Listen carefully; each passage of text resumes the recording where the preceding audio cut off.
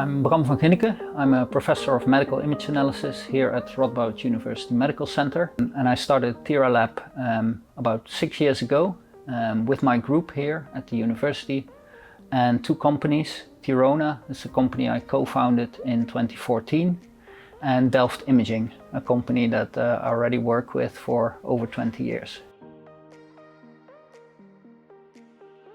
So what I've always liked, when I was a PhD student, I developed software that is now used all over the world, mostly in Africa and Asia, for finding tuberculosis in chest X-rays.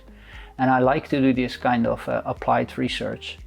And to do that in the medical setting, you need to work with companies, because we as a university group cannot bring medical software to the market. So we work with companies, and by setting up Thera Lab for our PhD students, they have the possibility to work with companies and to work on problems and find solutions that will actually be used on patients. What I was hoping was that the methods that we develop here can really be used in products that can be used to make healthcare better for patients. And I think we did that in various projects, both with Thirona and with Delft.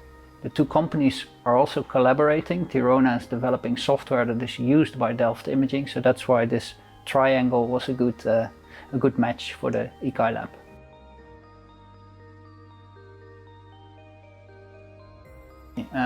When I started my PhD 20 years ago, I made software to automatically analyze chest X-rays for finding tuberculosis. At that time, the software was just not good enough.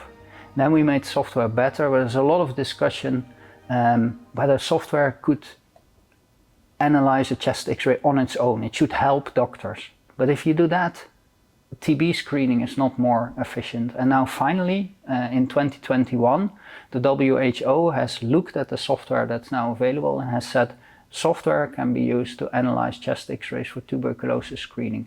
Now screening becomes much cheaper and much easier to perform, and this software is now being used all over the world much more often. So I really see that we are achieving that, and that's actually one of the products that came out of Thera Lab.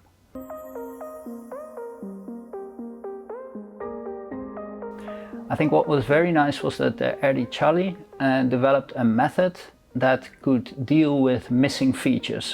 What we saw is that different hospitals do different things. If they take images, scans, and they collect blood markers, every hospital has a different mix of blood tests and images.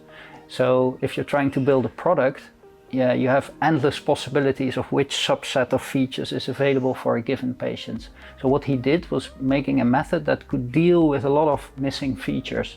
And he worked that out from a theoretical concept, and we could actually directly apply that in Africa in various labs there where they have different blood markers that they take from patients.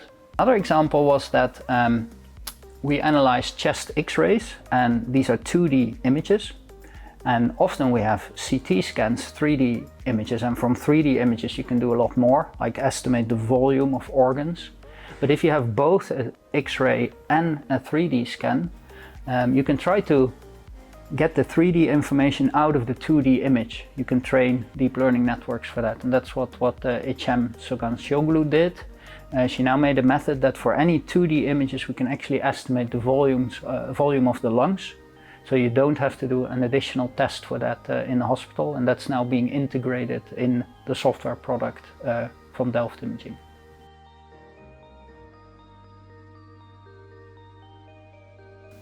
In 2020, when COVID came and when we were suddenly in the middle of a pandemic, and then the whole team started to develop a new product for CT analysis, analyzing chest CT scans for estimating the severity of corona. That turned out to be not important after all, because it turned out that every corona patient was treated in the same way and CT scans were no longer made. But we built a solution for segmenting the lobes in CT scans, and that turned out to be very popular in all sorts of other projects. So that we put online as an open source tool, and it's been used by hundreds of sites all over the world.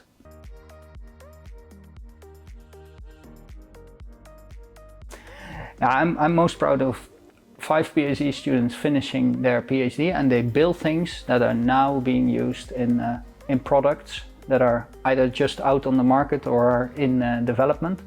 And really without this collaboration, this would not have existed. I'm really happy that all the students have finished and are still working in the field of AI. That is one of the goals of ICAI, to keep AI talent in the field.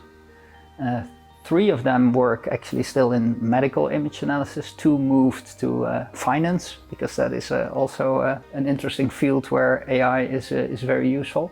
But they all still work in the field, and I'm very proud of that. And I think I will actually keep collaborating with several of them in the next couple of years.